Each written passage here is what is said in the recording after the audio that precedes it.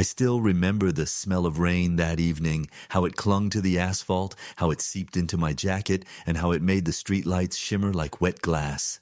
It was the kind of night when the world feels heavy, swollen with silence and secrets. I had stayed late at the plant calibrating a new pressure system for the mining rigs, the kind of work that made sense to me, predictable, precise, almost beautiful in its logic. I had no reason to rush home, but something, maybe instinct, maybe fate, whispered that I should. The rain had turned into a steady drizzle by the time I reached our apartment. I remember glancing up at the window, the warm golden light leaking through the curtains, and feeling a quiet gratitude. That light had always meant home to me, to us, to Anna. I unlocked the door as softly as I could, not wanting to wake her if she had fallen asleep reading, as she often did. But the moment I stepped inside, I sensed it. The air was different, thicker, the kind of stillness that hides behind it a heartbeat too many. I heard voices, her voice, soft, trembling laughter that once belonged to me, and his, lower, familiar in the way a stranger's voice can still wound. I didn't move at first. My hand rested on the door frame, my breath trapped somewhere between disbelief and denial. I told myself it was a misunderstanding, a friend, a colleague, something innocent. But then the laughter turned into something else, a sound that burned through the walls, through me. I walked toward the bedroom. Every step echoed in my head like a countdown. When I opened the door, time collapsed. Anna was there, her hair falling loose over her shoulders, her skin glowing in the dim light of the bedside lamp. And beside her, a man I recognized instantly, Mark, my coworker, the one who used to ask me about her, who came over for dinner once, praising her cooking, complimenting her kindness. They froze, she gasped my name. He reached for his clothes. And I just stood there, soaked, silent, hollowed out. There are moments when the human heart doesn't break with a sound. It just stops, quietly, like a machine losing power. I don't remember what I said. Maybe nothing. Maybe everything. I remember her tears, her voice cracking, the word please falling apart in her mouth. But the words didn't matter. The damage was already a living thing between us. I left the apartment without taking anything but my keys. The night swallowed me whole. I walked for hours, through empty streets, across the bridge where we used to watch the river lights. I thought of our first winter together, the promises whispered under snow, the plans we made about a house, about a family, all those delicate blueprints, now scattered by a single moment of betrayal. By dawn, I found myself at the train station, staring at the schedule board like it held the answers. One destination stood out, Norilsk, the far north, the end of everything familiar. I didn't think. I just bought a ticket. As the train pulled away, the city shrank into a blur of lights and regret. I pressed my forehead against the cold glass and whispered to no one, "Let this be the place I start again." The train groaned through the dawn, slicing across endless miles of whiteness. The windows were coated with frost, the kind that caught the light and scattered it into ghostly prisms. I hadn't slept. Every time I closed my eyes, I saw her face, not the one I loved, but the one from that night. Startled, guilty, small. By the third day of travel, the world outside had changed completely. Cities gave way to barren fields, fields to forests, and then, finally, to a landscape stripped of color, all silver and blue and silence. The conductor said we were nearing Norilsk. He said it like a warning, as if I still had a choice. When I stepped off the train, the cold punched through me like a living thing. The air there wasn't just freezing, it bit. It burned the lungs and peeled the warmth off your skin. The station was little more than a concrete block buried in snow. Above it, a sign half covered in frost read, "Welcome to Norilsk, city of steel and wind." A man in a thick fur hat was waiting near a truck holding a clipboard. "Engineer?" he called out when he saw me. I nodded. My voice barely worked. "Yes, from the central office." "Good," he said. "We've been short on hands since the collapse. You'll find no shortage of work here." No shortage of work. That, at least, was a promise I could believe in. The drive to the mining compound took an hour. The truck rattled over frozen roads, past rows of metal towers and vents spewing smoke into the colorless sky.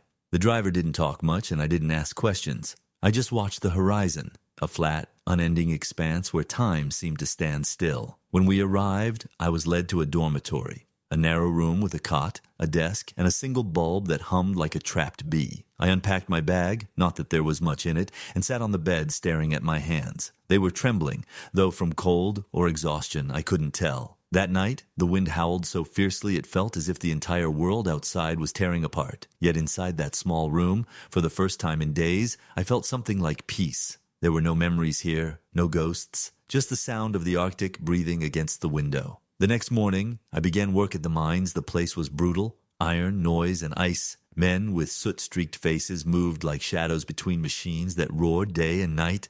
I threw myself into the work with a kind of desperation. It wasn't passion, not yet, but something closer to survival. Weeks passed, my hands toughened, my body adapted, and slowly my mind began to quiet. Pain dulled into rhythm. Then one evening, while inspecting a damaged ventilation shaft, I saw something that stopped me cold. The readings on my monitor, oxygen levels, gas concentration were dangerously off. A flaw in the system, a small one, but enough to trap and suffocate men deep below if it went unnoticed. I fixed it, quickly, efficiently. No one thanked me. It was just part of the job. But that night, lying in my narrow bed, I couldn't stop thinking, how many more flaws like that are hidden here? The thought wouldn't let go. In the days that followed, I began studying the old blueprints after hours, poring over schematics until dawn. The ventilation systems were outdated, the safety measures crude, built for endurance, not protection. The miners worked inside a ticking machine of rust and risk, and somewhere deep inside me, something stirred. A purpose, a spark. For the first time since that night, I wanted something again. Not to forget, not to escape, but to build. Out here, in the coldest place on Earth, I began sketching the first designs of a new system. One that could sense gas leaks before they formed, regulate pressure automatically, and even seal off danger zones without human command. A system that could save lives. The wind outside howled louder, but now I listened to it differently. It wasn't a sound of loneliness anymore. It was a challenge, and I whispered back to it, "You'll see, I'll build something that even you can't break." The winter that year felt endless. The sun barely rose, just brushed the horizon with a pale, brief glow before sinking again into the long polar night. Days and nights blended into a single stretch of cold steel and humming machinery. But inside that monotony, something was being born. I spent my days in the mines, and my nights in the small workshop I'd been given, a space no larger than a storage closet, lit by one trembling bulb and the faint orange warmth of a space heater that barely worked. On the walls hung schematics and pages of formulas pinned in layers like feathers of some metallic bird. I called it the pulse system. It would sense subtle vibrations and gas shifts before they reached critical levels, a network of sensors and valves that could respond in real time, almost like a living organism. I wanted to give the mind something it had never had before. Instinct. It was madness, perhaps. One man working alone, building something no one had asked for, but I needed it. The work became my refuge, my prayer. Every equation, every gear, every late-night drawing was another brick in the wall I was building between myself and the past. And yet, life, stubborn as it is, always finds its way into the cracks. Her name was Lena. She worked as a safety inspector, one of the few women at the compound. I first met her when she came to review my maintenance reports. Sharp eyes, quiet voice, and a kind of tired grace that mirrored my own. We exchanged few words at first, just the necessary ones, but she noticed the sketches on my desk one evening. "What's this?" she asked, tracing a finger over the blueprint. I hesitated. "An idea," I said. "Something that could make the air here a little less dangerous." She studied the drawing, the tangle of lines, the delicate sensors, and smiled, a rare and fleeting thing. "You're building something impossible," she said. "I know." "Good," she replied. "Impossible things are the only ones worth building here." After that, she began stopping by after her shifts. Sometimes we talked about the project, sometimes we just sat in silence drinking the bitter coffee we brewed on the heater. Her presence was quiet, grounding. She didn't ask about my past, and I didn't ask about hers. It was an unspoken agreement. We were two people who had already lost enough words to pain. Weeks turned into months. The pulse system grew piece by piece. Sensors scavenged from old machinery, circuits soldered by hand, code written on a battered terminal that crashed more often than it saved. And still the design evolved. Then came the day everything changed. A cave-in. Deep in Sector 7, a methane pocket burst, sealing 15 men underground. The rescue team scrambled, but the air readings were unstable, the old sensors failing one by one. I grabbed the prototype unit, incomplete, untested, and ran with Lena to the site. The foreman shouted that it was too risky, that the system could fail. I didn't listen. I mounted the sensors at the tunnel mouth, connected the cables, and prayed silently to whatever God still tolerated me. And then, for the first time, it worked. The readings flickered alive, a real-time pulse of the tunnel's air. The screen showed the precise path of breathable space left inside, a safe corridor through the debris. The rescue team followed it. One by one, the trapped miners emerged, coughing but alive. 15 lives saved. When it was over, the foreman clapped my shoulder, his hand heavy with disbelief. The others cheered. Lena just stood there, snow caught in her hair, looking at me the way no one had in years.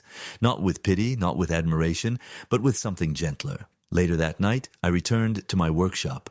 The prototype sat on the table, still humming faintly. I rested my hand on it and felt for the first time since that night, in the city, a sense of warmth, not from the machine, but from within me. It wasn't forgiveness, not yet, but it was something close. Redemption in blueprint form. Outside, the wind roared again, but this time it sounded less like an enemy and more like applause. Spring never really comes to the north. It just loosens the ice a little, makes the snow turn gray, and lets the wind carry the smell of something distant. By the time I left Norilsk, the rivers were cracking open like veins under the sunlight, and the whole land seemed to breathe for the first time in months. They called me a hero.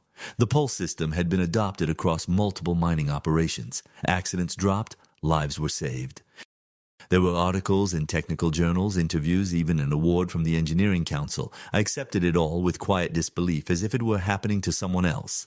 But then came the letter, a formal invitation from the city's industrial committee.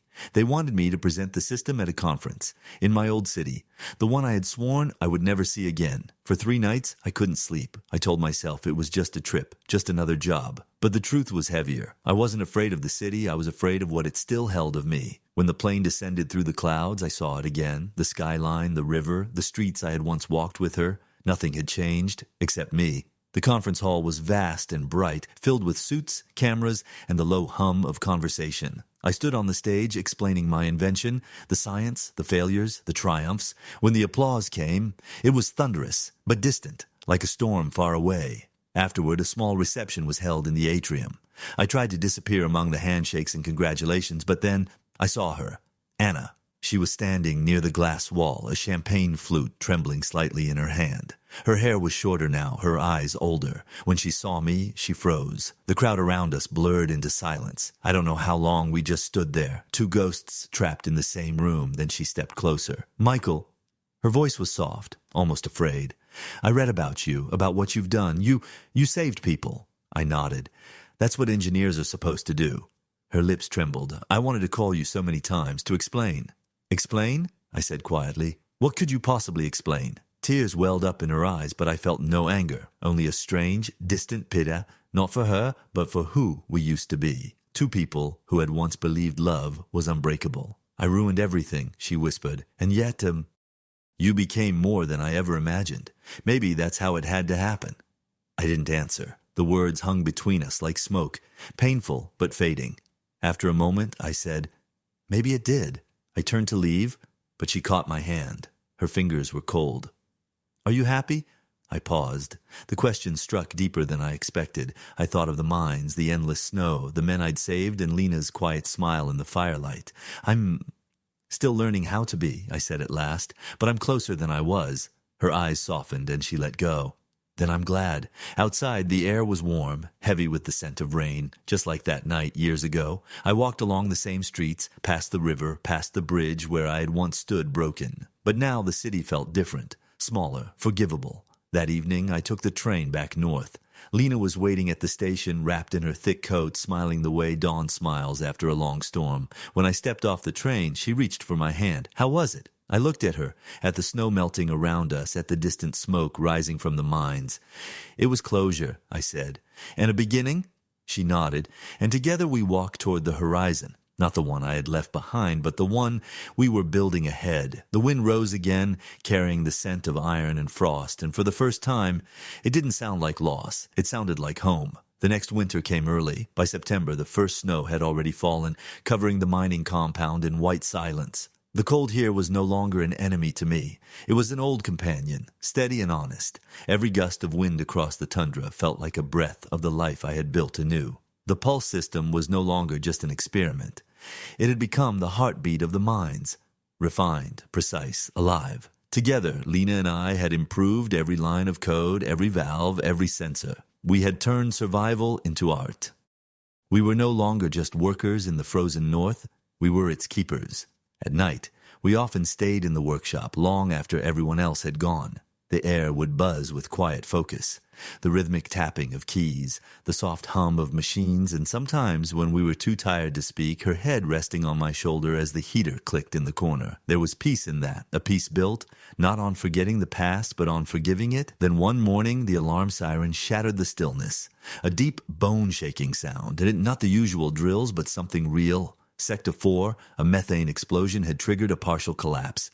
23 men trapped below. Lena and I ran. The snow was blinding, the air full of smoke and panic. By the time we reached the site, chaos reigned, shouting, machinery, the sound of metal tearing. The pulse system was active, but the readings were unstable. A massive gas pocket had formed beneath the collapsed chamber, threatening to ignite the moment oxygen hit it. I stared at the monitors, at the flickering lines of data. The system couldn't predict what would happen next. It needed a manual override, something I had never tested.